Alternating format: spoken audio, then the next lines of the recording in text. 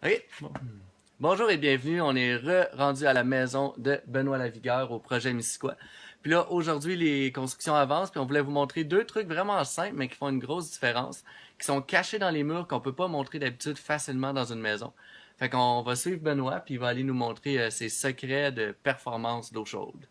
Donc, on est rendu à la portion, je dirais, mécanique du bâtiment. Fait qu'on va faire quelques petites vidéos qui vont expliquer tout ce qui se cache, justement, dans les murs qu'on ne voit pas dans une maison Ouais. traditionnelle et qui est important de savoir parce que ça a un lien Ouais. avec la performance du bâtiment. Cool. Je te suis.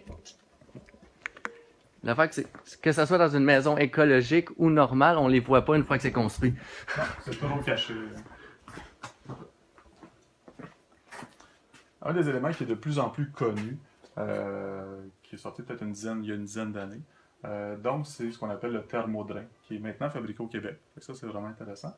Le principe du thermodrain, c'est qu'on vient récupérer la chaleur qui s'écoule de la douche. Quand on prend une douche, on a payé pour chauffer l'eau. L'eau qui tombe dans le drain est encore chaude. Ce qui fait que c'est vraiment de l'argent qu'on jette dans le drain de la douche. On vient raccorder, donc c'est deux tuyaux de cuivre, tout simplement. Le tuyau de cuivre vient se connecter au drain de la maison. Donc l'eau chaude qui coule vient réchauffer le premier tuyau.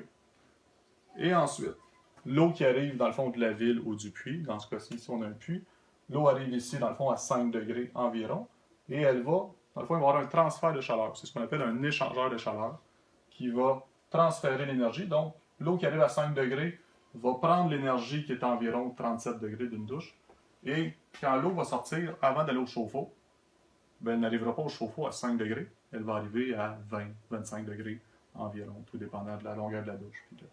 Donc, c'est un système qui récupère environ 40% de l'énergie de la douche qui a été perdue. Puis ça, au niveau rentabilité, en combien de temps qu'on peut aller chercher ça? C'est sûr qu'on a toujours le problème du Québec, que on a l'électricité la moins chère au monde, donc c'est toujours plus long au Québec de rentabiliser les choses. On va parler, ça dépend beaucoup de la nombre de douches qu'on prend. Parce que plus on prend de douches et plus on prend d'eau chaude, plus on le rentabilise. Donc, on va parler environ entre 20 et 30 ans de rentabiliser. Pour une famille normale de 4, avec une pomme de douche efficace. Parce que plus ma pomme de douche est efficace, moins je consomme d'eau.